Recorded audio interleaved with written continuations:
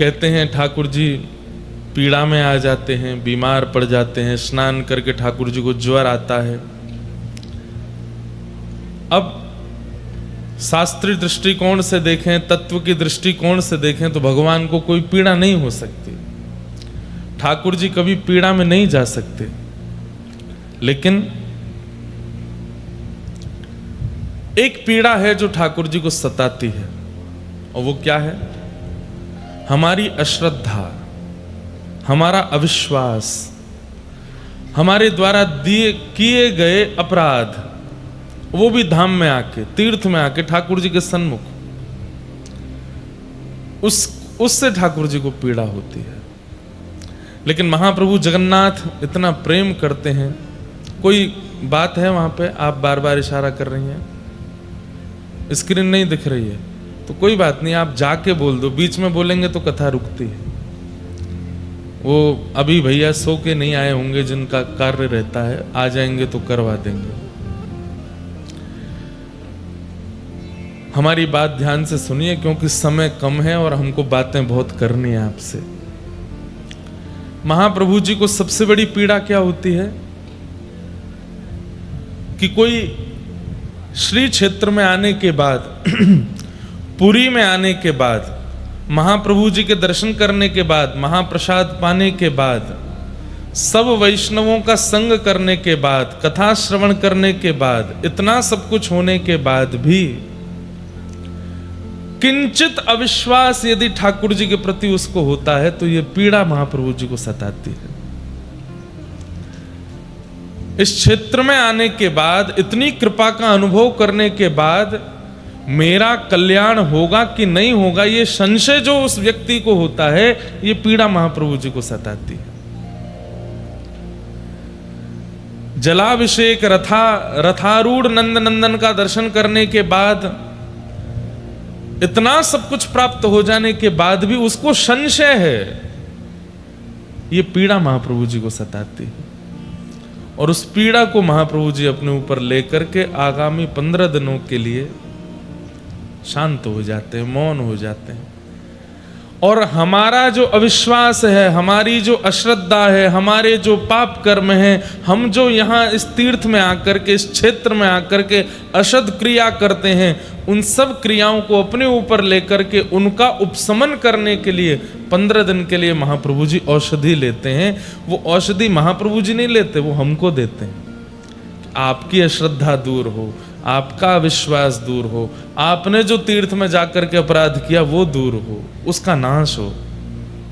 इसलिए महाप्रभु जी अनवसर में चले जाते हैं। ऐसा देव कौन हो सकता है?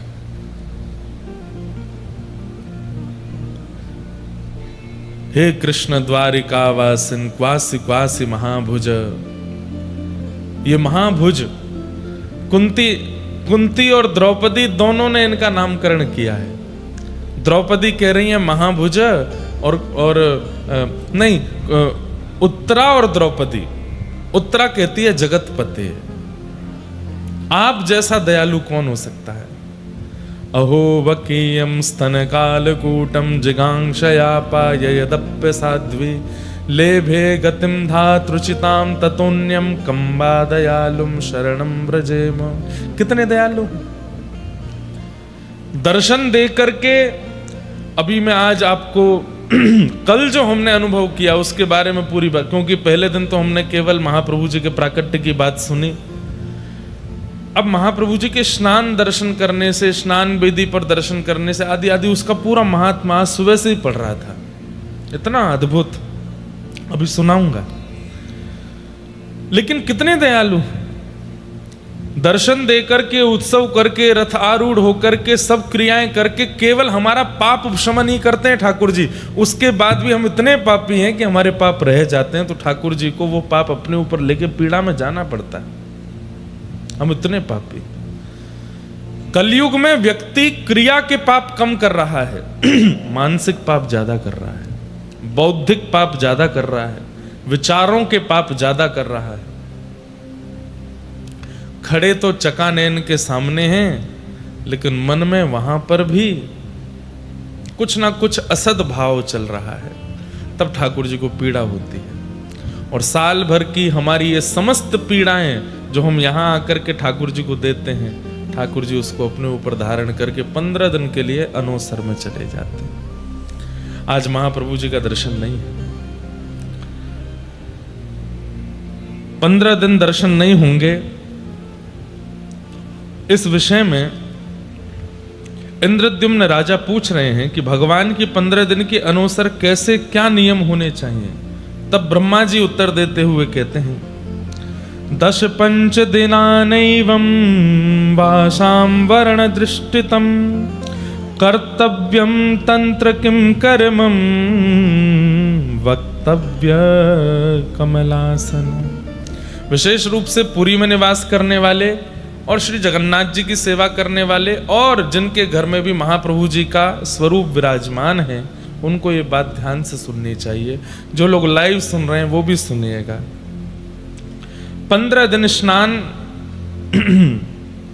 कैसे होगा, ठाकुर जी की सेवा कैसे होगी, इस विषय में कहते हैं कि बांस पत्र बांधकर, जैसे आज ये पीछे बांस के पत्र बांध करके उसमें जगन्नाथ जी की जगह पर श्री नारायण, सुभद्रा जी के स्थान पर भुवनेश्वरी और बलभद्र जी के स्थान पर श्री वासुदेव, श्री वासुदेव जी को विराजमान करना चाहिए और इनका ही अर्चन और दर्शन करना चाहिए। महाप्रभु जगन्नाथ जी यदि किसी के घर में भी विराजमान हैं, उन्हें भी प्रयास करना चाहिए, आज महाप्रभु जी का मुख ढक दीजिए, अगले 15 दिन तक दूध का भोग लगाइए, औषधि दीजिए, ठाकुर जी अन्न सेवन नहीं करेंगे।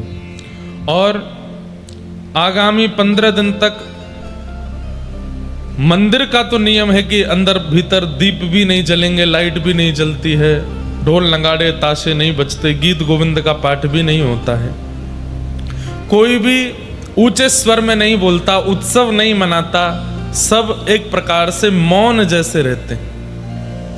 क्योंकि महाप्रभु जी जब नहीं दिख रहे हैं तो फिर हमारे जीवन का अस्तित्व क्या है, इसलिए सब मौन हो जाते हैं, इसलिए सब शांत हो जाते हैं। लेकिन गीत गोविंद का पाठ क्योंकि चारों धामों में होता है, बद्री विशाल में भी होता है, द्वारिका में भी होता है, दक्षिण में भी होता है, इसलिए गीत गोविंद का भी यहाँ पर सब आप नृत्य दर्शन कर रहे थे। तो मंदिर के बाहर अपने घरों में गीत गोविंद गा सकते हैं, लेकिन महाप्रभु जी का मंदिर में गीत गोविंद का गान नहीं होता। ऊंचे स्वर में कोई बात नहीं करता। महाप्रभु जी की सेवा करने वाले थोड़े से पीड़ा में रहते हैं। क्यों? वैसे थोड़ा क्यों कहें, ज्यादा ही पीड़ा में रहते हैं। हमारे चकानैन महाप्रभु दिख नहीं रहे हैं, हम कैसे प्रसन्न रह सकते हैं। और ठीक 15 दिन बाद महाप्रभु जगन्नाथ जी की रथ यात्रा से ठीक एक दिन पहले नयन उत्सव होता है। उसको क्या कहते हैं? नयन उत्सव। दर्श बिन दुखन लागे नैन, दर्श बिन दुखन लागे। अच्छा, कई जगह महाप्रभु जगन्नाथ जी के बड़े विचित्र चित्र बना दिए जाते हैं कि महाप्रभु जी कार्टून के रूप में या किसी रूप में। देखो, महाप्रभु जी के रूप का भी भाव रखना चाहिए। महाप्रभु जी के सिर पर पट्टी रखी है, डॉक्टर उनकी नब्ज चेक कर रहे हैं, महाप्रभु जी के आगे काढ़ा रखा है, थर्मोमीटर में 100 से ऊपर लाइन जा रही है। ऐसे चित्र नहीं बनाने चाहिए। वो बहुत अंतरंग भाव है महाप्रभु जी का। कोई व्यक्ति पीड़ा में है, शोक में है, आप उसका बाहर अगर इस प्रकार से पोस्टर बनाए तो वो सामान्य व्यक्ति भी होगा तो उसको बुरा लगेगा। महाप्रभु जी हम सब वैष्णव। अच्छा, एक बात तो मैंने कह दी कि हम सब लोगों के पाप को ठाकुर जी अपने ऊपर लेते हैं, हम सब के द्वारा की गई असत क्रियाओं को ठाकुर जी अपने ऊपर ले। पर एक बात और मेरे को लगती है कि स्नान पूर्णिमा की रात्रि को ही वैष्णव अपने अपने घर लौटने लग जाते हैं। तो हम सब भक्त दर्शन करके वापस जाते हैं तो हमारी याद में भी ठाकुर जी बीमार पड़ते हैं, अपने भक्तों की याद में कि अब ये सब जा रहे हैं, अब ये सब मुझसे, क्योंकि स्नान पूर्णिमा आने वाली है तो पहले ही 1 सप्ताह पहले 10 दिन पहले से भीड़ आ जाती है। जगन्नाथपुरी में खूब भीड़ होती है, महाप्रभु जी का उत्सव होता है। और अभी चंदन यात्रा होके चुकी, फिर उसके बाद में अधिक मास भी निकला है, फिर अभी रुक्मणी कृष्ण विवाह उत्सव भी हुआ। इतनी भीड़ आई, इतने वैष्णवों का दर्शन करके महाप्रभु जी चकाचक हो गए थे। लेकिन जैसे ही पहुंडी करके महाप्रभु जी भीतर गए, लोग बाग रात्रि में ही अपने घर को प्रस्थान करते हैं, तो महाप्रभु जी उसके भी शोक में आ जाते हैं कि मेरे सब वैष्णव जा रहे हैं। इस भाव से भी शायद महाप्रभु जी एकांत में चले जाते हैं।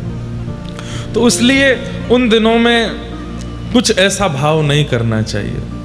जहां कहीं भी जगन्नाथ जी का स्वरूप है, चित्रपट है, चित्रपट तो रख सकते हैं, लेकिन बाकी कई स्वरूप हों उनको ढक देना चाहिए और केवल प्रार्थना करो कि महाप्रभु जल्दी मिलो।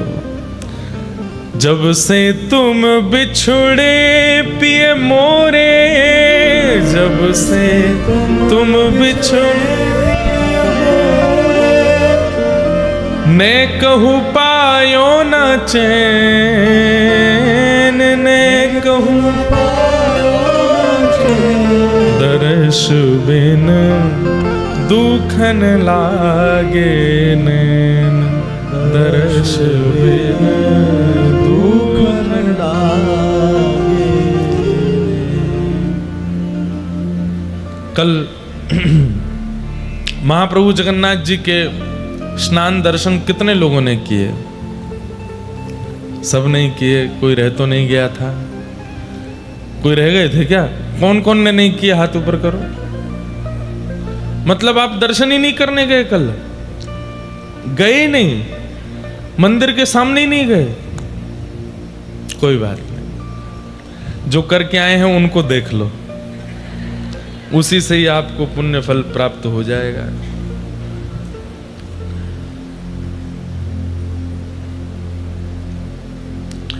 आज हम स्नान पूर्णिमा का थोड़ा रहस्य उद्घटित करते हैं। कल जो हमने दर्शन किया उसके बारे में स्कंद पुराण में क्या लिखा है, बहुत ध्यान से सुनिएगा। न तस्य पाप संबंधम आत्मनि प्रभविष्यति, यात्रा कृत विधम वक्षे शृणुध्वं मुनयः परम। जो व्यक्ति सर्वतीर्थमयात् कूपाद् उद्धतेन सुगंधिना वारिणा स्नाप्यमानं तु यो ज्येष्ठा पश्यते हरिं। महाप्रभु जगन्नाथ जी जब अपने ज्येष्ठ अभिषेक के लिए स्नान वेदी पर विराजमान होते हैं, उस समय जो व्यक्ति उनका दर्शन करता है उसके शरीर में किसी भी प्रकार का पाप नहीं रहता। ये बात आप मान लीजिए। इस प्रकार यहां वर्णन किया। अब आप लोग गिनती करना, स्नान दर्शन करने के कितने महत्व बताए गए। यहां पर एक एक विषय मैंने कल अनुभव किया। अभी ये परसों ही हमको स्कंद पुराण प्राप्त हुआ, 2-3 दिन पहले। स्कंद पुराण से बाहर कुछ भी नहीं होता। महाप्रभु जगन्नाथ जी के मंदिर में, चाहे वे हमारे यहाँ के पंडा पुजारी हों, चाहे सेवायत हों, यहाँ के गजपति महाराज हों, स्कंद पुराण में एक एक बात लिखी है, वैसे ही होता है सब कुछ। क्या लिखा है कि शनै शनैस्ततो निर्ण्यु हरिम हलिपुरसरम ब्राह्मणा क्षत्रिया वैश्या राज्ञां सम्मानितात्रता चमरैस्तालवृन्तैश्च विजयमानं निरन्तरं पुराकृतांगलेपं तं विष्णोरंगानहाप्येत। आप कह रहे हैं कि स्नान ज्येष्ठ पूर्णिमा के दिन, जिस दिन महाप्रभु जगन्नाथ जी का जन्म तिथि है, ठाकुर जी की प्राकट्य तिथि है, उस दिन सब तीर्थ में जलों को एक रात्रि पूर्व अधिवासन करने के बाद में, उनको सुगंधित करने के बाद में, सुबह सबसे पहले तरंतर बलभद्र जी को आगे करके, सुभद्रा जी को मध्य में करके, और अंत में कृष्ण स्वरूप श्री जगन्नाथ जी को लेकर के चलना चाहिए। किन किन को उस यात्रा में रहना चाहिए महाप्रभु जी के आसपास? बोले राजा जिनको नियुक्त करें सम्मान से, ब्राह्मण क्षत्रिय वैश्य जो राजा के द्वारा नियुक्त हैं महाप्रभु जी की सेवा में, वे सब चमर बजाते हुए, नाद करते हुए, खूब नृत्य करते हुए, महाप्रभु जी की पहुंडी करते हुए उनको स्नान वेदी की ओर लेकर के जाएं। फिर वर्णन क्या कर रहे हैं? अब इसमें बहुत छोटी छोटी बात लिखी है कि बड़ी सावधानी का इतने यहाँ पर वर्णन है कि इतनी सावधानी रखनी चाहिए कि महाप्रभु जी को किसी प्रकार का कष्ट ना हो, महाप्रभु जी को किसी प्रकार की पीड़ा ना हो। यदि किसी के द्वारा महाप्रभु जी को पहुंडी के समय पीड़ा होती है, सब सेवायतों के लिए लिखा है, तो फिर उसका वंश पर भार पड़ता है, उस राज्य का कल्याण नहीं होता है, आदि आदि सब बातें यहाँ पर लिखी गई हैं। नर के नियताम वासो भवे तेषाम दुरात्मना। अरे कहते हैं कि महाप्रभु जी जब पहुंडी करते हुए जा रहे हैं उस समय उनको कोई अगर दारू ब्रह्म ना मान करके कुछ और विचार करता है कि अरे ये परमात्मा कैसे हैं, ये भगवान कैसे हैं, या कोई उनके बारे में कुछ भी मन में दुर्भाव लेकर के आता, उसका नरकवास हो जाता है। साक्षात पर ब्रह्म हैं, उनके प्रति किसी भी प्रकार का दुर्भाव मत लेकर के आओ। निर्मितायाम प्रकृति कृतो पुरा मनवंतरादिषु। अच्छा देखो, अब आज एक नई बात और पढ़ने में आई, हमको समझने और सुनने योग्य बात है। महाप्रभु जगन्नाथ जी कितने पुराने हैं? जिस मनवंतर में हम लोग रह रहे हैं, सतयुग त्रेता द्वापर कलयुग, सतयुग त्रेता द्वापर कलयुग, ये चतुर्युगी जब 71 बार बीत जाती है, 71 टाइम्स जब ये सतयुग त्रेता द्वापर कलयुग निकल जाते हैं, तब एक कल्प पूर्ण होता है। ऐसे कुछ कल्पों में एक मनवंतर पूर्ण होता है। जिस मनवंतर में हम लोग हैं, इस मनवंतर की एक चतुर्युगी जब निकल गई थी, मतलब सतयुग त्रेता द्वापर कलयुग एक बार जब प्रस्थान हो गया, उसके बाद पुनः जब सतयुग आया, उस सतयुग की प्रथम ज्येष्ठा माने की जो कल तिथि थी, उस पर महाप्रभु जगन्नाथ जी विराजे। अभी जो हम चल रहे हैं, अभी ये मेरे को अभी तो आचार्यों से पूछना पड़ेगा, अभी कितनी चतुर्युगी बीत चुकी हैं जब से पृथ्वी बनी है? कोई है यहाँ पे? कितनी त्रिपाठी जी संकल्प करते हैं, कितनी चतुर्युगी बीत चुकी हैं? सौम्या भाई को पता होगा। हाँ, अभी वैवस्वत मनु का राज्य चल रहा है ना, यहां पर लिखा है कि स्वारोचिष मनु नाम के मनु थे, तब महाप्रभु जगन्नाथ जी प्रकट हुए। अभी वैवस्वत मनु है, मतलब एक मनवंतर तो निकल चुका है, महाप्रभु जगन्नाथ जी को प्रकट हुए। भगवान कृष्ण का अवतरण पिछले द्वापर में हुआ, इस कलयुग से पहले जो द्वापर आया। तो यहां पर क्या लिखा है, मेरे पढ़कर के रोंगटे खड़े हो गए। क्या? वैवस्वतेन्तरे सप्तविंशो चैव चतुर्युगे द्वापरान्ते समायातो तदा कृष्णार्जुनो भुवै।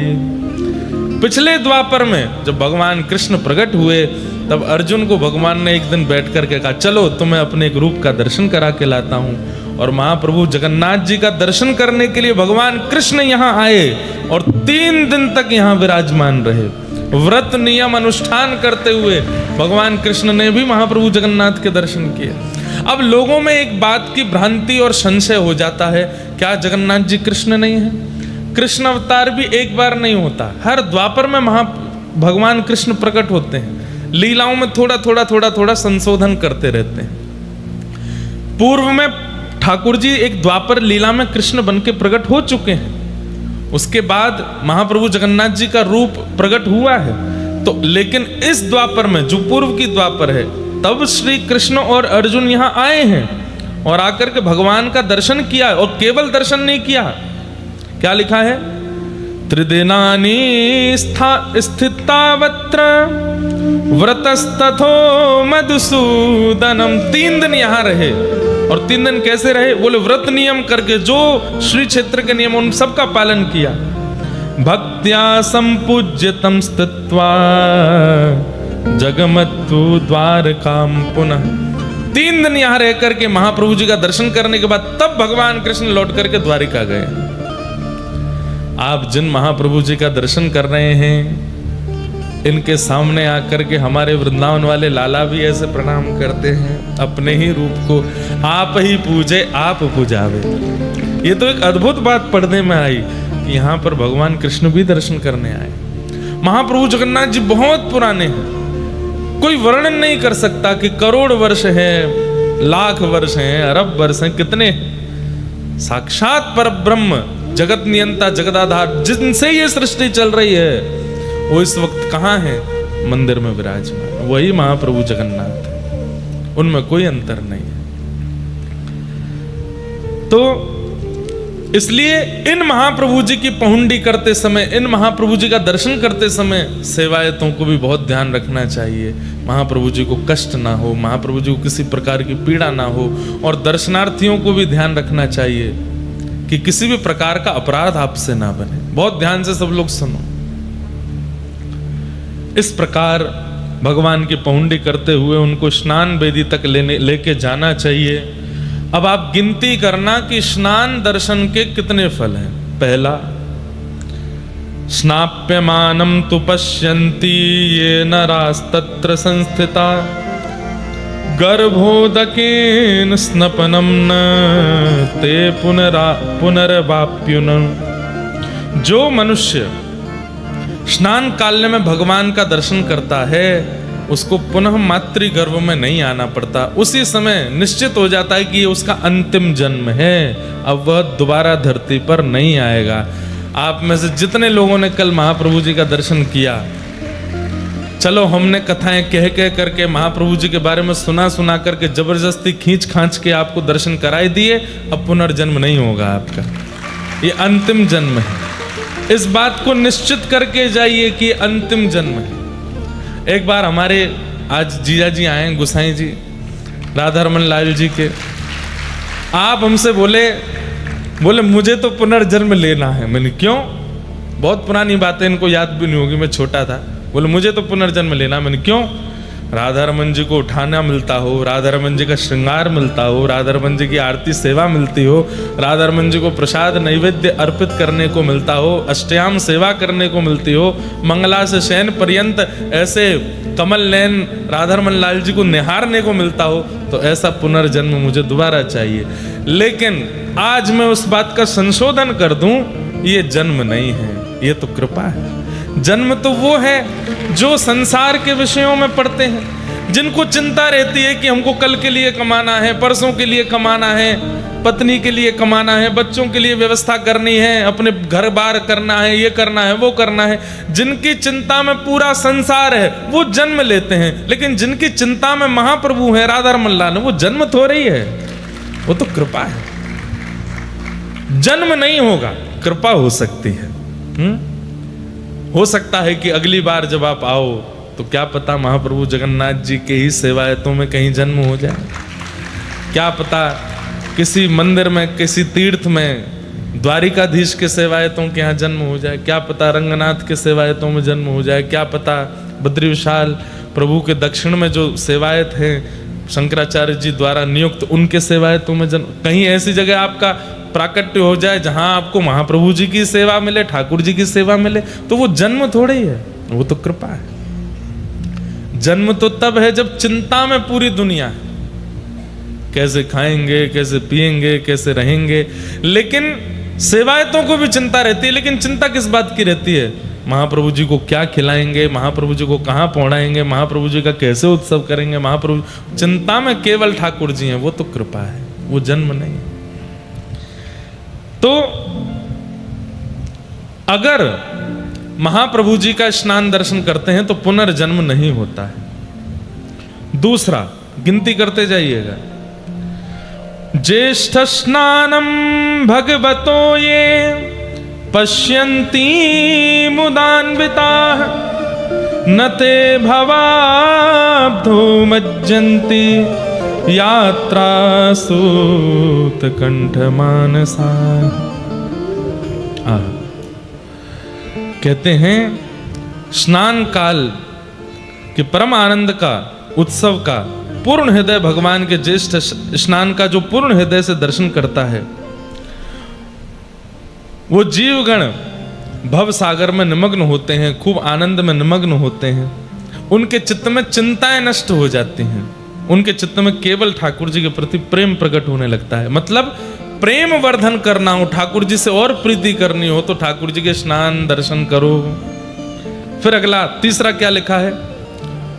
बुद्धि कृतः पुंसाम अनादि पाप संचयः तत्क्षणान्नाशमायाति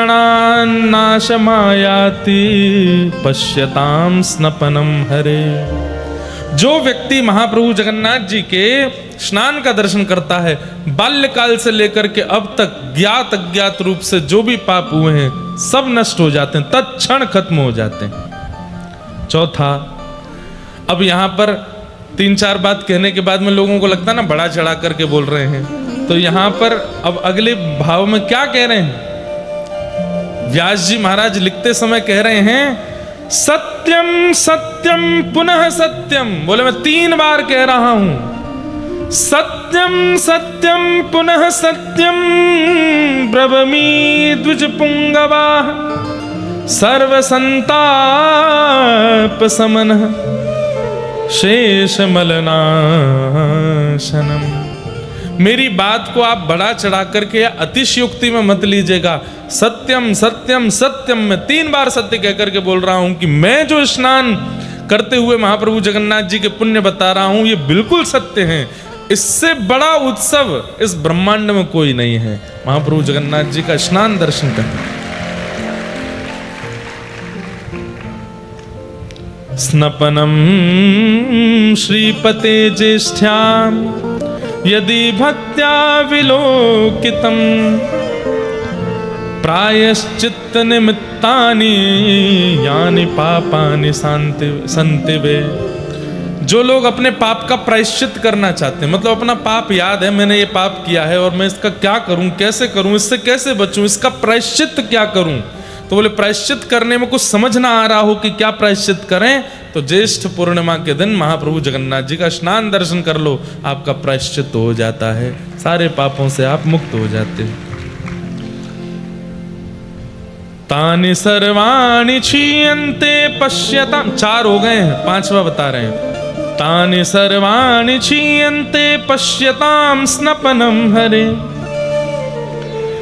नातः परतरम कर्म यानायासेन मोचनम। इससे बड़ा कोई पुण्य इस सृष्टि में नहीं है। इस बात को श्री व्यास जी महाराज यहां पर वर्णित कर रहे हैं।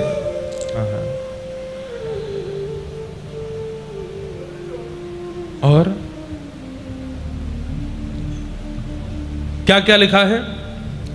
महाप्रभु जगन्नाथ जी के दक्षिणाभिमुख दर्शन कर श्री स्नान वेदी पर दर्शन करने से क्या होता है? व्यक्ति पवित्र होता है, समस्त यज्ञों का फल मिल जाता है, जितने भी अनुष्ठान वो जीवन में करना चाहता है या कर नहीं पाया है उन सब का फल मिलता है, महादान का फल प्राप्त होता है, करोड़ों ब्राह्मणों को भोजन कराने का फल प्राप्त होता है। लो है गो भंडारों का, आज 100 200 500 को ब्राह्मणों को खिलाओगे, लेकिन कोटि ब्रह्म को प्रसाद पवाने का, महादानानि दत्तानि भोजिता कोटिशो द्विजः, करोड़ ब्राह्मणों को भोजन कराने का फल प्राप्त होता है स्नान वेदी पर महाप्रभु जगन्नाथ का दर्शन करने से। करोड़ों ब्राह्मण भोजन, गया आदि तीर्थों में करोड़ों पिंडदान, मतलब सारे पितृ भी मुक्त हो गए कल महाप्रभु जी का दर्शन करके, सबका पिंडदान भी हो गया। पुण्य काल में तीर्थ स्थानों में अधोरदयादि योग सहित करोड़ों तीर्थों में करोड़ों बार स्नान करने का भी फल प्राप्त हो जाता है। इससे ऊपर क्या बोले हैं आपको, हैं?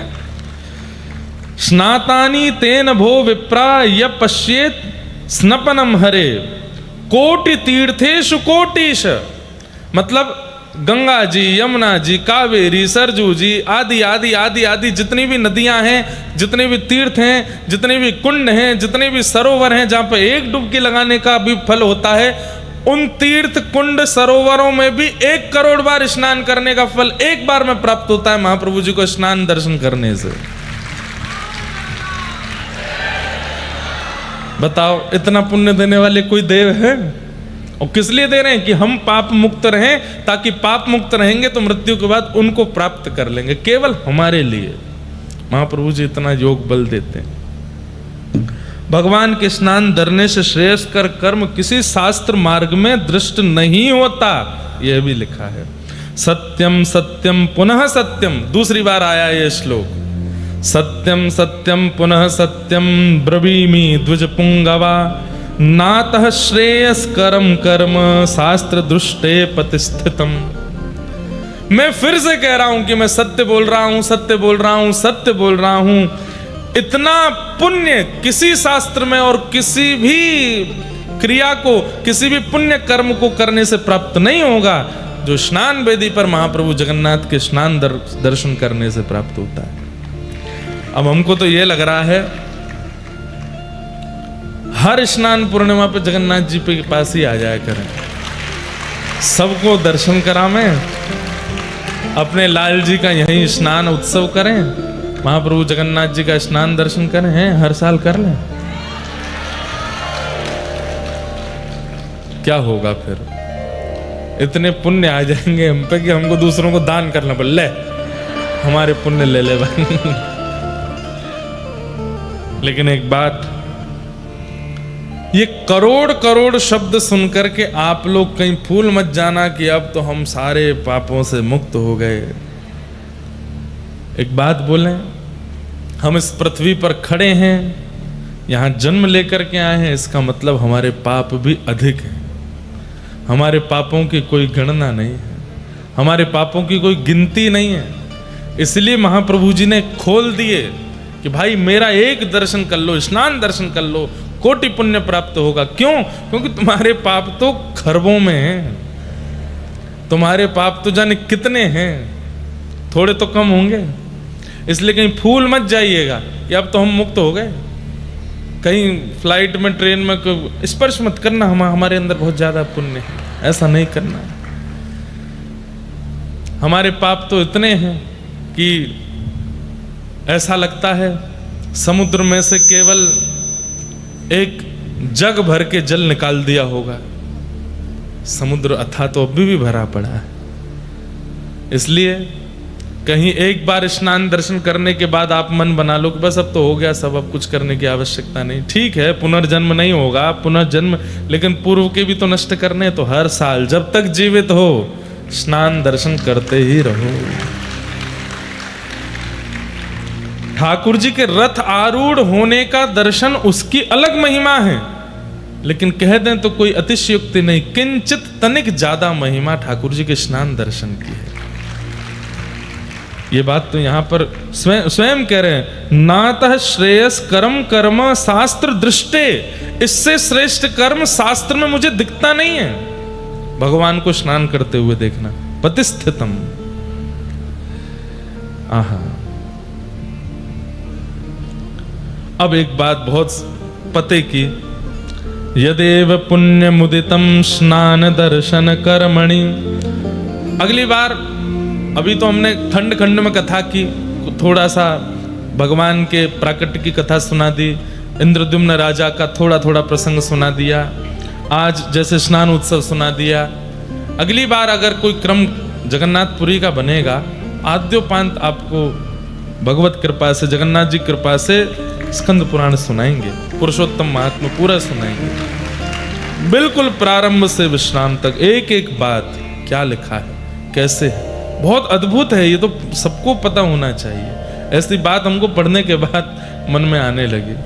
और ये सब कृपा, पहले दिन जब यहाँ आए तो यहाँ के गजपति महाराज ने हमको आज्ञा की कि आप स्कंद पुराण की कथा करो, स्कंद पुराण से लेकर के महाप्रभु जगन्नाथ जी का यश कहिए।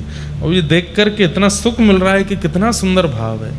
अभी तक जो हम बताते आए उनसे भी लाख गुना सुंदर भाव तो यहां वर्णन है। क्या लिखा है?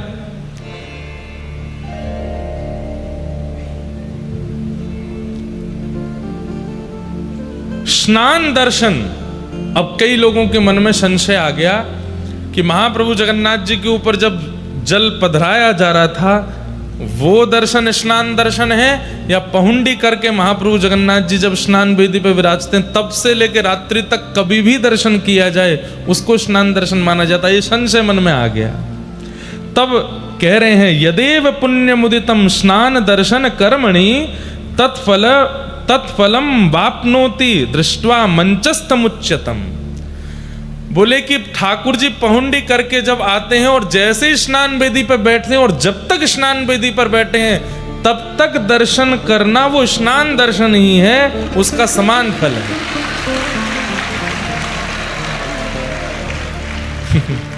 क्योंकि कई लोगों को चिंता हो गई कि हमने तो महाप्रभु जी के स्नान के समय नहीं किए दर्शन, लेकिन स्नान वेदी पर कितनी भी देर महाप्रभु बैठे उस समय जब जब आप दर्शन कर रहे हो उसका पुण्य अतीत है। अब एक प्रश्न और, क्या?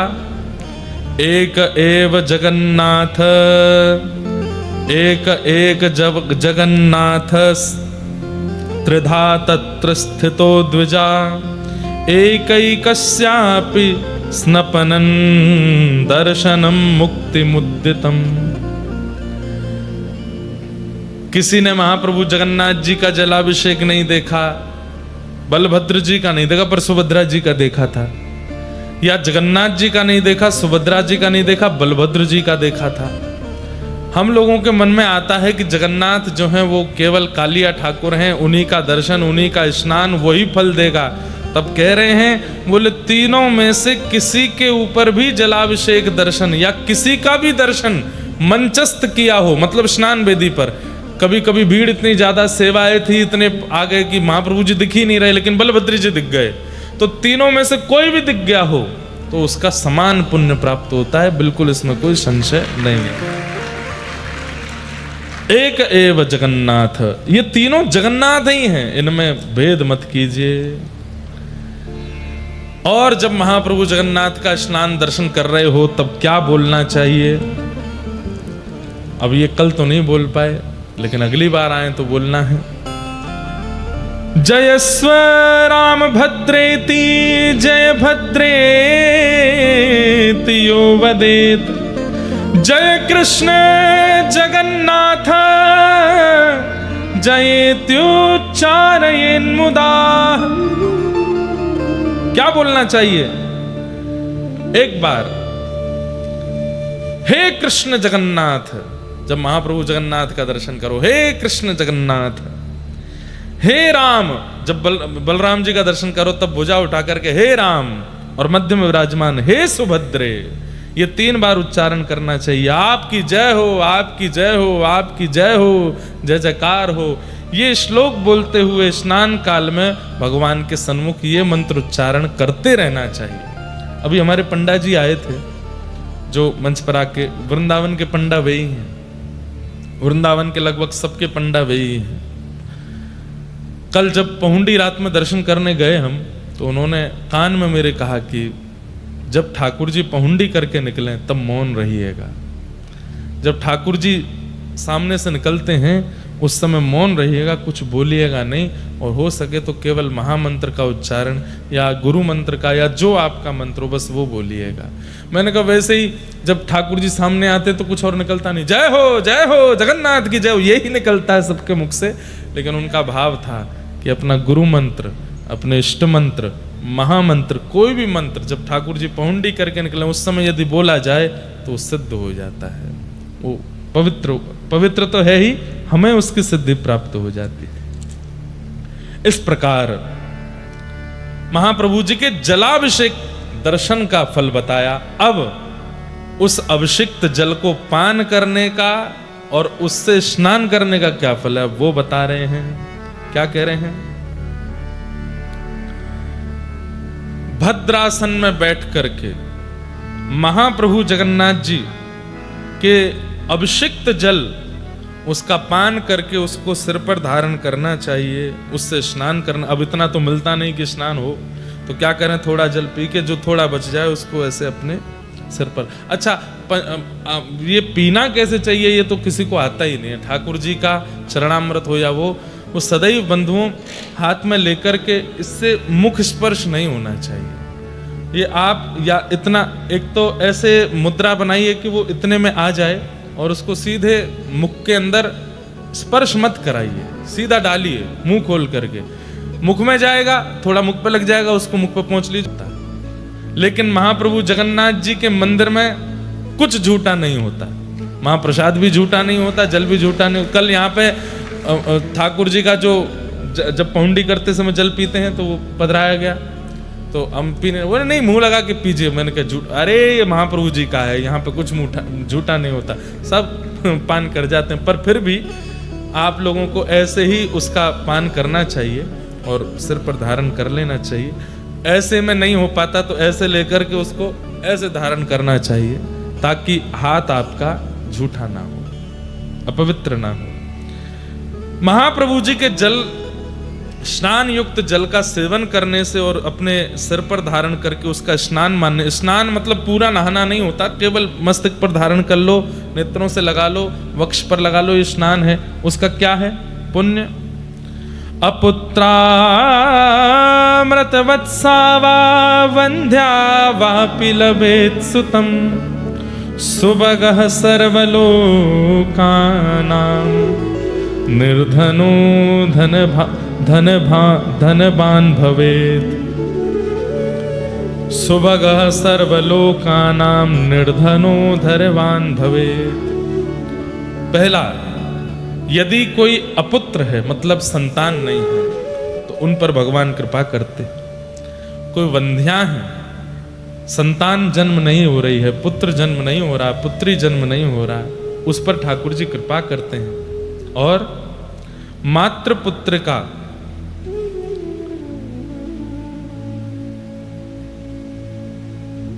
पुत्र प्राप्त होगा, पुत्री प्राप्त होगी। और जो निर्धन व्यक्ति है उसको धन प्राप्त होगा, उस पर भगवत कृपा बनी रहेगी। और सर्वलोक प्रिय होगा, वो व्यक्ति ऐसी क्रिया ऐसे कर्म करेगा कि सबको प्रिय लगने लग जाएगा। इसलिए महाप्रभु जगन्नाथ जी के जलाभिषिक्त जल को पान और उससे स्नान करने का ये फल है। दूसरा क्या कह रहे हैं? गोविरणी लभते पुत्रम दीर्घायुगुणवत्तरम गंगादिवर्षतीर्थानां स्नानजं फलमाप्नुतात्। अगर कोई गर्भवती माता है, वो यदि उस जल का सेवन करे तो ठाकुर जी का परम भक्त बालक जन्म लेगा, भक्त प्रहलाद, भक्त ध्रुव जैसा बालक प्रकट होगा। और वो बालक अवश्य ही दीर्घ काल तक जीवित रहने वाला होगा, मतलब उसकी अकाल मृत्यु नहीं होगी। महागुणशाली पुत्र प्राप्त होगा। गंगा आदि समस्त तीर्थों के स्नान का फल उस बालक को प्राप्त हो जाएगा जिसका जन्म ही नहीं हुआ है। अगर गर्भ के समय माएं इस जल का, ठाकुर जी के अभिषिक्त जल का पान कर ले। फिर क्या लिख रहा है कि कुष्ठ व्याधि युतो यो वै सर्वांग परिलेपयेत नश्यते नात्म संदेहो वाग्मी स्वाच्छस्तको विदः। किसी को कुष्ठ रोग हो गया हो, त्वचा की बीमारी, तो वो यदि ठाकुर जी के उस जल को अपने सर्वांगीण अंग पर लगा ले तो उसका कुष्ठ रोग ठीक हो जाता है और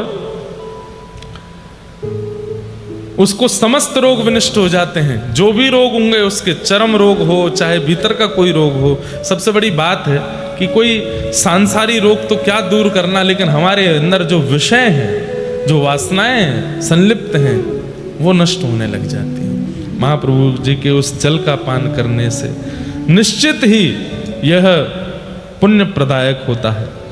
नातः पवित्रम भो विप्रा सर्वधुन्य भोपि कर्तितम यत यत कामयते चित्ते एहि कामोस्मिकम तथा। कह रहे हैं कि महाप्रभु जगन्नाथ जी के इस जल को, इस जल की महिमा इतनी है कि कोई पवित्र नदी भी उसकी उपमा को ग्रहण नहीं कर सकता। इतना पवित्र महाप्रभु जगन्नाथ जी का अभिषिक्त जल है, उसका पान करना चाहिए। ऐसे विष्णु स्नानावशेषेण तायेन लभ्यते फलम स्नान दर्शन नजम पुण्यम धर्मात्मा लभते ध्रुवम। कितना पुण्य प्राप्त होता है उसको प्राप्त करने से, इसका तो वर्णन नहीं किया जा सकता। अतएव मनीषी गणों का कथन है कि धर्मात्मा व्यक्ति को स्नान दर्शन जनित पुण्य निश्चित प्राप्त होता है और व्यक्ति को साल में एक बार महाप्रभु जगन्नाथ जी का स्नान दर्शन अवश्य अवश्य अवश्य करना चाहिए। इस प्रकार महाप्रभु जगन्नाथ जी का स्नान दर्शन होता है। अब एक पन्ना पलट ही रहा था मैं, तो मैंने एक बात और पढ़ी, एक बात और सुनी। वो क्या? कितनी सुंदर बात। तस्मिन् काले हरिं पश्येत् व्रजन्तं दक्षिणामुखं रामं भद्रं च यो मर्त्यो न स प्राकृत मानुषः। महाप्रभु जगन्नाथ स्नान वेदी से जब वापस लौटते हैं, उसको कहते हैं ठाकुर जी पुनः पहुंडी करते हुए जब वापस जाते हैं, उस समय ठाकुर जी दक्षिणाभिमुख यात्रा करते हैं। उस यात्रा का यदि कोई व्यक्ति दर्शन कर रहा है तो वो व्यक्ति सामान्य नहीं है। हमारे जितने भी विप्रगण बैठे हैं, जिनको हम जबरदस्ती खींच के रात में ले गए, हमारे जीजा जी भी बैठे हैं, आइए पंढरीनाथ आए हैं, अलारनाथ जी आए। आज से महाप्रभु जगन्नाथ जी का दर्शन यहाँ से 20 किलोमीटर दूर अलारनाथ में होगा, तो अलारनाथ भगवान के रूप में पधारे। एक यहाँ पर एक वो लगा दीजिए, कुर्सी या सोफा लगा दीजिए, बैठ जाएंगे ठाकुर जी। वाह। श्री चैतन्य महाप्रभु का कथन है कि 15 दिन जब महाप्रभु जी का दर्शन जगन्नाथपुरी में नहीं होता तो समीप में ही अलारनाथ नाम का एक स्थान है, वहां पर महाप्रभु जी विराजमान होते हैं और वहां उनका दर्शन करने से जगन्नाथ दर्शन का फल प्राप्त होता है। बोल अलारनाथ भगवान की। वाह। आप प्रसाद लाएं हमारे लिए। जय।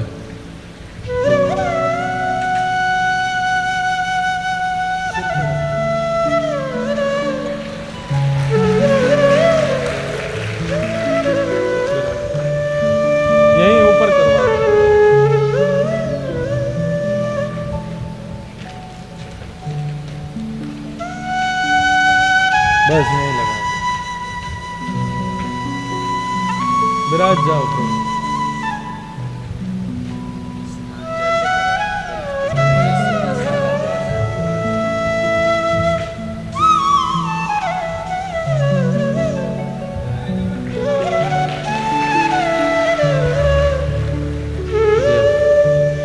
महाप्रभु जगन्नाथ जी का आप सबकी ओर से स्नान जल प्राप्त हुआ है, तो अब इतना तो वितरण नहीं कर पाएंगे, आप सबकी तरफ से हमें पा लेते हैं।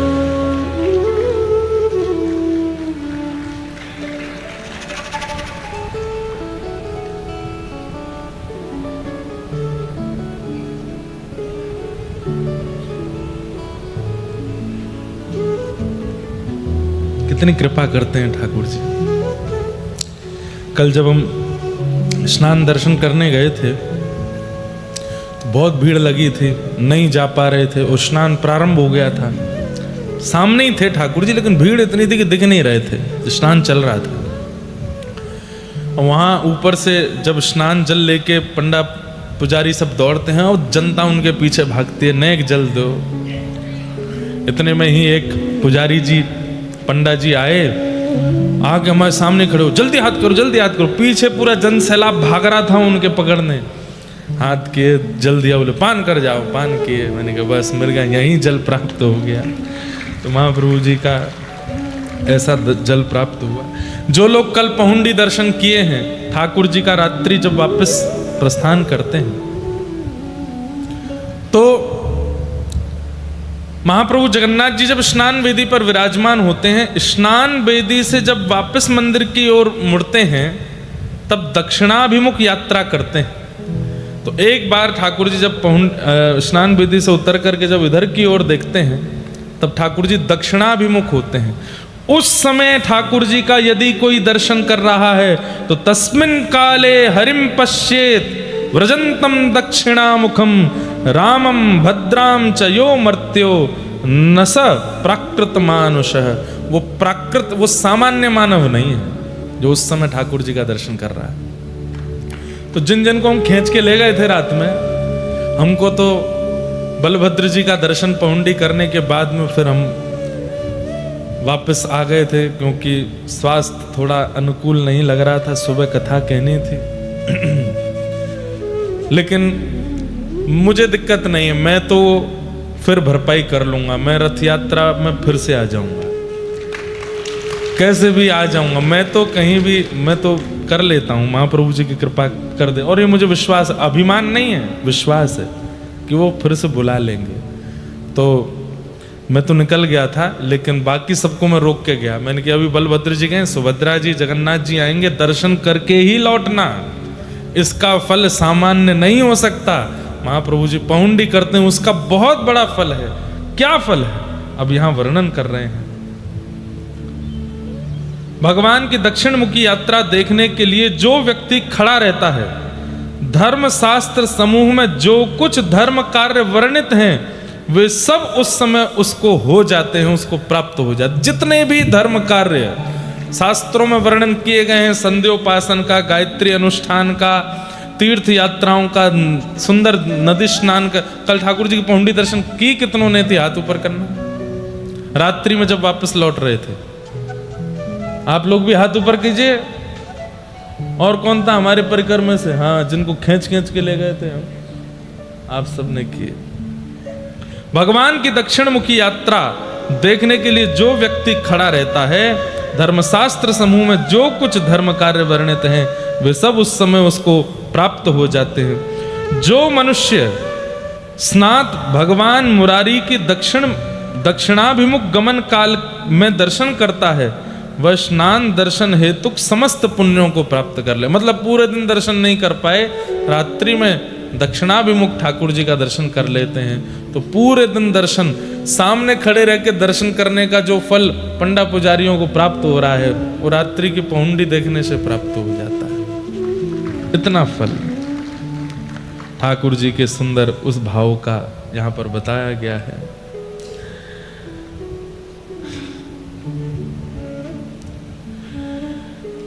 स्नातं मुरारिं यः पश्येत् व्रजन्तं दक्षिणामुखं निराजयित्वा देवेशं रामेण सह भद्रया प्रासादान्तर्प्रवेश्याथ न पश्येद्धि कथंचन एतत्तु विस्तरेण उक्तं पूर्वमेव मया द्विज।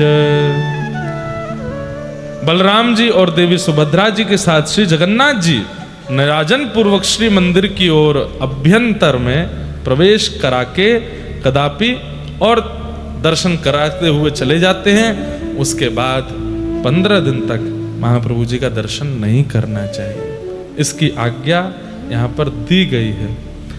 और अब स्नान दर्शन तो हो चुके, ठाकुर जी का अभिषेक जल भी प्राप्त हो गया, अभिषिक्त जल से हमने थोड़ा स्नान भी कर लिया, लेकिन किसी कारणवश स्नान दर्शन भी नहीं कर पाए, पुरी भी नहीं जा पाए, ठाकुर जी के इस मंगलमय भाव का दर्शन नहीं कर पाए, ठाकुर जी का अभिषिक्त जल का हम पान भी नहीं कर पाए।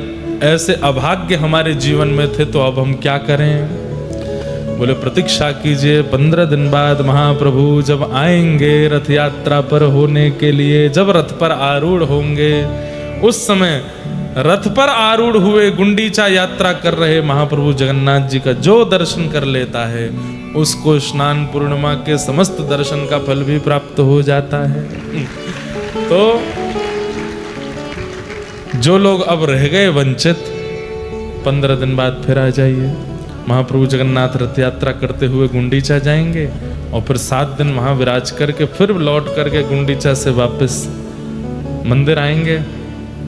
ठाकुर जी का ये मंगलमय दर्शन जो कर ले उसको भी फल प्राप्त होता है। इस प्रकार स्कंद पुराण युक्त पुरुषोत्तम महात्मा में स्नान पूर्णिमा के दर्शन का अद्भुत फल बताया गया। जो हम लोग श्रवण कर रहे थे उन्हें हम बारंबार प्रणाम करते हैं और आप सबको बहुत बहुत धन्यवाद और धन्य भाग्य कहते हैं कि आप सब ने इस मंगल में स्नान पूर्णिमा पर महाप्रभु जी का दर्शन किया। आज महाप्रभु जी के दर्शन नहीं हो रहे हैं, आज केवल चित्रपट में ठाकुर जी का दर्शन हो रहा है।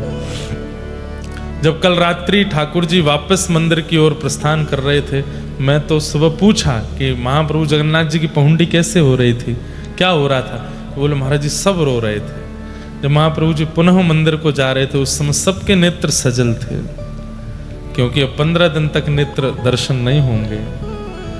तो मन में एक भाव आ रहा था। हमारे यहाँ जब होली विश्राम होती है 40 दिन की, हमारे व्रजवासी गाते हैं। जब ठाकुर जी रंग खेलते हुए वापस बरसाने से नंदगांव प्रस्थान करते हैं तो बरसाना के लोग गाते हैं। वही बात महाप्रभु जगन्नाथ जी के लिए मन में आ रही थी। बहुत दिनन तक दूर मत जइयो,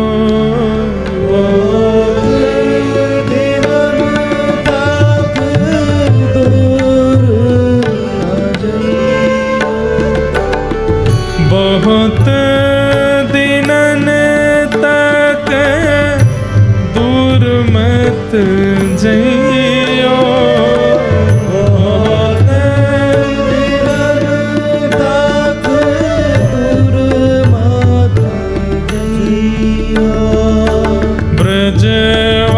ब्रजवासिन को मत तड़पइयो,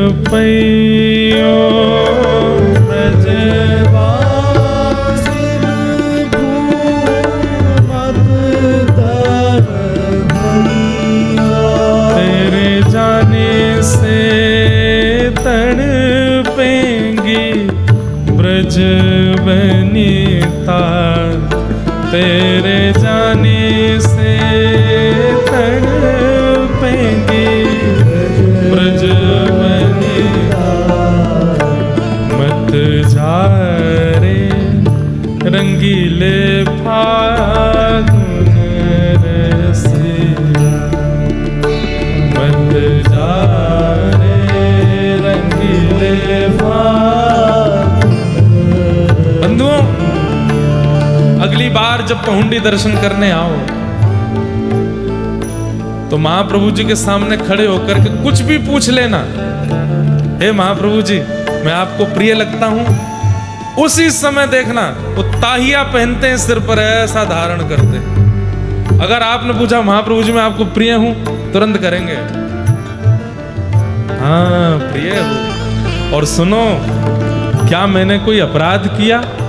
तो कई बार ठाकुर जी अगर 3 सेकंड तक यदि नहीं हिले तो समझ जाना कोई अपराध किए बैठे हो। महाप्रभु जी वो कह रहे किया तो है, कैसे बताऊं। लेकिन महाप्रभु जी से पूछना, हे महाप्रभु जी क्या मेरे अपराधों को क्षमा करके आप स्वीकार करोगे? तभी देखना ठाकुर जी खूब जोर जोर से ऐसे अपने ताइया को हिलाते हुए चलेंगे। और पहुंडी दर्शन करते समय एक बार इधर तो देखिए, इधर तो देखिए, एक बार तो देख लो। जब महाप्रभु जी सामने से आ रहे हो तब नहीं, जब ऐसे बगल से निकल रहे हो या दूर खड़े हैं एक तरफ का दर्शन हो रहा हो, तब महाप्रभु जी से एक बार कह के देखो महाप्रभु यहाँ नहीं देखोगे आप, देखना अचानक से महाप्रभु जी ऐसे मुड़ जाएंगे और आपकी ओर देखेंगे, चाहे कहीं खड़े होकर के कह दीजिए। और सबसे बड़ी बात, जगन्नाथ महाप्रभु के नेत्रों की एक विशेषता है, आप इनके सामने कहीं भी खड़े हो जाओ, वहां से आप देखोगे इनको, आपको लगेगा ये आपको ही देख रहे हैं, इनके नेत्र आप पर ही पड़ रहे हैं। कल महाप्रभु जी जब जा रहे थे, मानो पूरा जगन्नाथपुरी, सब जगन्नाथ जी के उपासक यही कह रहे हैं, मेरे मन बसिया होरी के रसिया, मेरे मन बसिया होरी के रसिया, मेरे मन बसिया होरी के रसिया, मेरे मन बसिया होरी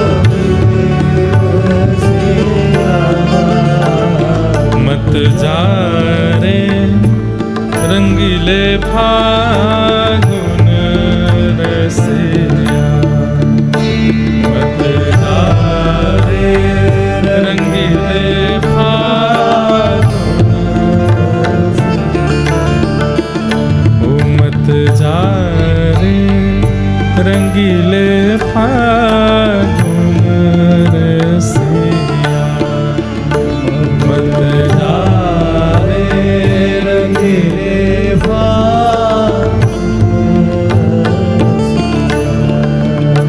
मत जारे रंगीले फागुन रसिया मत जारे रंगीले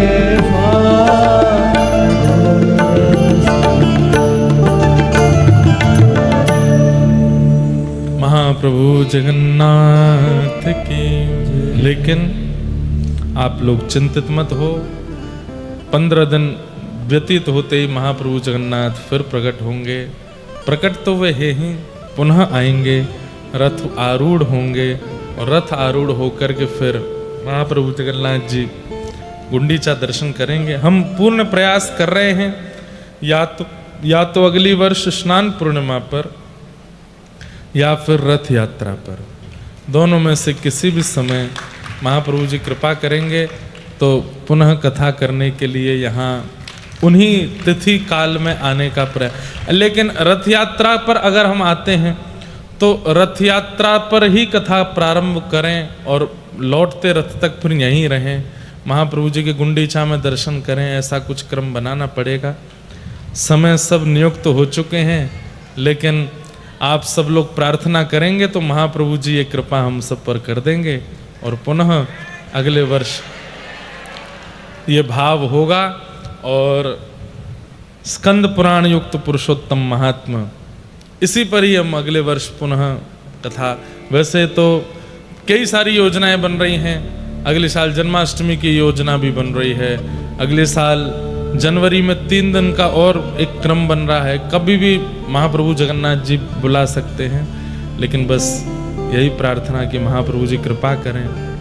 श्याम सुंदर सदा हमको प्यारे रहे, हम उन्हीं के रहें, वो हमारे रहे, हम उन्हीं के रहें, वो हमारे, बस वो हमारे रहें, हम उन्हीं के रहें, बस यही प्रार्थना है।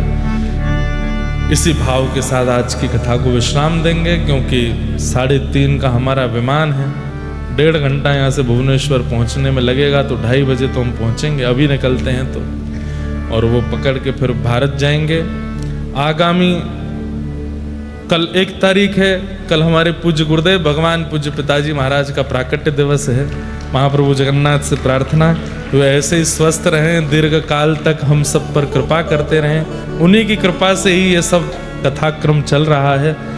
कल उनका जन्मोत्सव भी है, तो कल उन्हें प्रणाम करके परसों ऑस्ट्रेलिया प्रस्थान कर जाएंगे। परसों सुबह निकलेंगे, 3 को ऑस्ट्रेलिया पहुंच के 4 तारीख से मेलबर्न में 2 दिन का सत्र, उसके बाद 2 दिन एडिलेड, एक दिन एडिलेड, 2 दिन सिडनी, 2 दिन गोल्ड कोस्ट, इस प्रकार कथाएं क्रम हैं। 21 या 22 जुलाई को वापस भारत आएंगे। उसके बाद प्रयास करके जैसे तैसे भाग दौड़ के मैं उल्टे रथ में तो पहुंचे ही जाऊंगा, और महाप्रभु जगन्नाथ जी का स्वर्ण वेश दर्शन करने का भाव रखा है। अब होगा क्या ये तो ठाकुर जी जाने। आएंगे और फिर उसके बाद 27, 28, 29 3 दिन, 26 को भी पहुंच सकते हैं, वो देख लेंगे यहाँ का क्रम कैसा है। 26, 27, 28 या फिर 27, 28, 29 3 दिन गुरु दीक्षा का क्रम श्री धाम वृंदावन में होगा, और जितने भी रामानुज दास और दासी हैं उन सब से मिलने का भी अवसर उसी काल में रहेगा। वृंदावन फोगला आश्रम में पूज्य बड़े गुरुदेव की कथा चलेगी, और सुबह काल में कथा, संध्या काल में या फिर जो भी क्रम बनेगा कथा, और सब शिष्यों को पहुंचना है वृंदावन। आप लोगों की और हमारी भी प्रथम गुरु पूर्णिमा है एक प्रकार से, तो सब मिलेंगे, बढ़िया प्रेम से वहाँ कुछ चर्चा करेंगे। आल विंदार स्तोत्र पर 2-3 दिन 1-1 घंटा थोड़ा प्रवचन करेंगे। आप सबको वहाँ आना है, और जिनकी दीक्षा होनी है वो सब अपने दीक्षा का क्रम रखेंगे। पहली बात हमारी बहुत ध्यान से, हम स्पष्ट, एक तो क्या हम बहुत ज़्यादा उत्तर नहीं देते, इसलिए हम पर बहुत लोग बातें बना देते हैं। कहीं भी किसी भी कथा में कोई पास नहीं लिया जाता, किसी से 1 रुपया भी नहीं लिया जाता। कथा में आने का कोई भी, सुनने का कोई भी दक्षिणा फीस कहीं नहीं लगती है। जहाँ पर भी पास होते हैं वो आयोजक लोगों के होते हैं, जो कथा करा रहे हैं उनके 50 परिवार, 100 परिवार के लोग, 500 परिवार के लोग। तो केवल अब भाई कथा करा रहे हैं तो आगे ऑब्वियस है उनको रहेगा कि हम ही बैठें, तो बस उनका एक विशेष द्वार प्रवेश का रहता है, बैठने का रहता है, बाकी कुछ नहीं होता।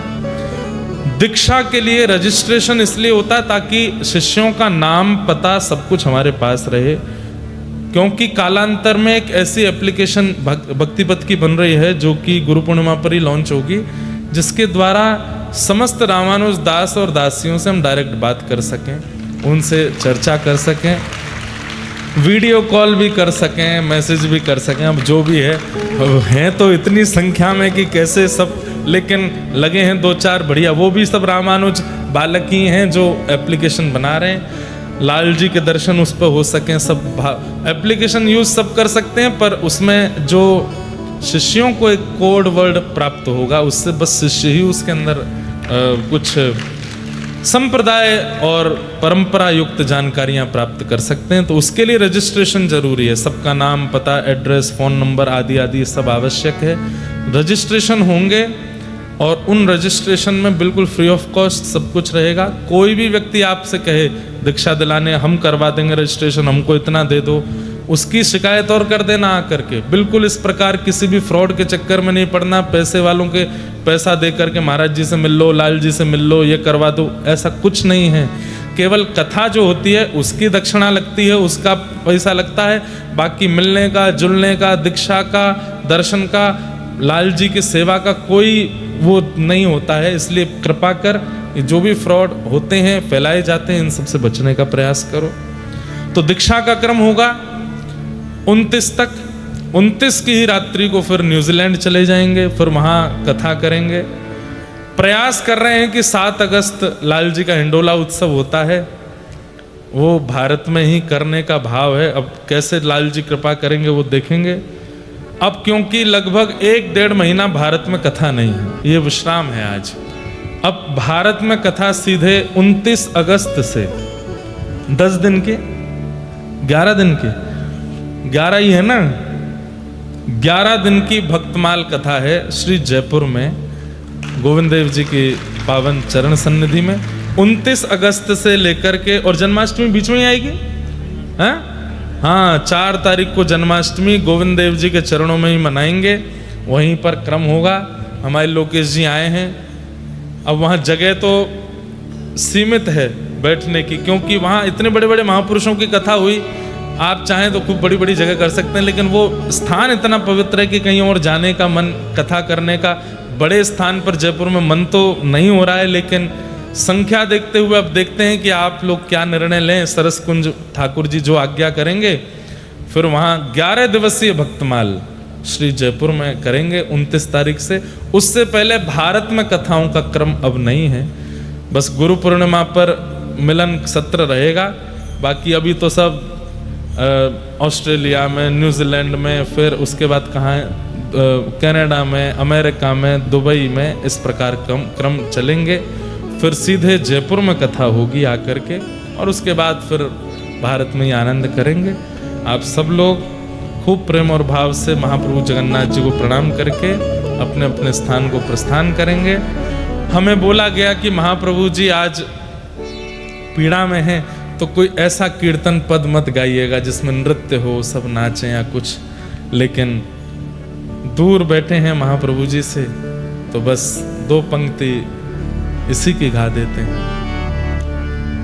अहे नील शयन प्रवरमतावरण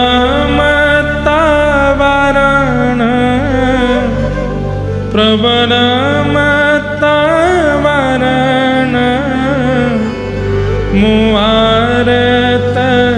नलिनी बनकु कर दलन आहे नीलशय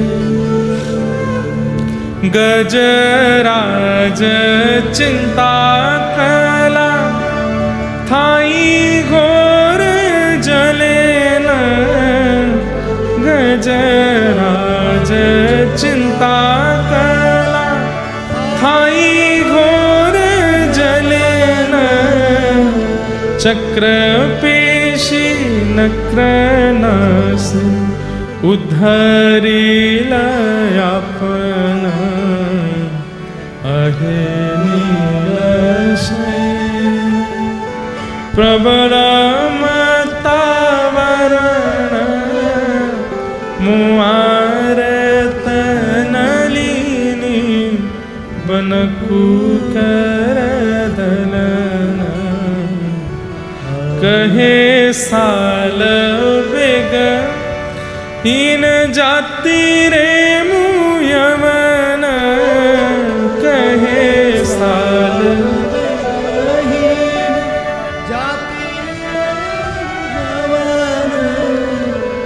श्रीरंगा चरण तले श्रीरंगा चरण तले परुवचि हरण आहे नीलशय आहे नीलशय आहे नीलशय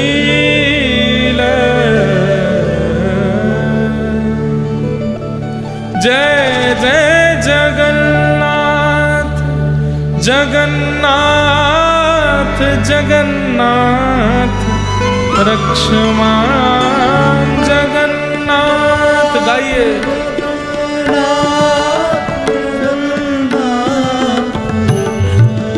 जय जय महाबाहु महाबाहु महाबाहु पाहि मां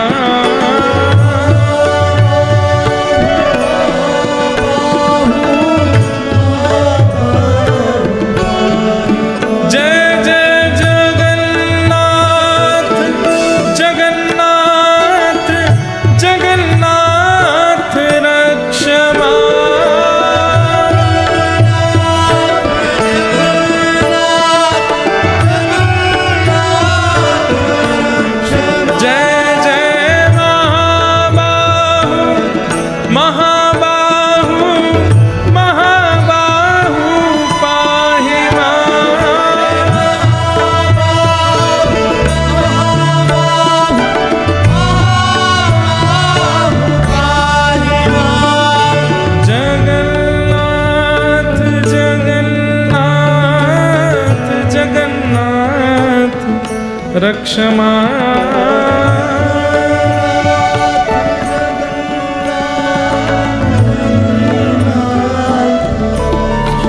श्री जगन्नाथ महाप्रभु की बलभद्र सुभद्रा महारानी की नीलाचल धाम की नील चक्र की महोदधि समुद्र नारायण भगवान की साक्षी गोपाल की स्नान उत्सव की श्री राधा गिरधर लाल की पुरी धाम निवासियों की जय जय श्री राम जय जय श्री राम जय जय श्री राम नमः पार्वती पते हर हर महादेव।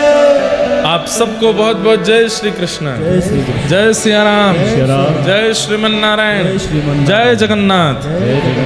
खूब अपना ध्यान रखिए, खूब प्रसन्न रहिए।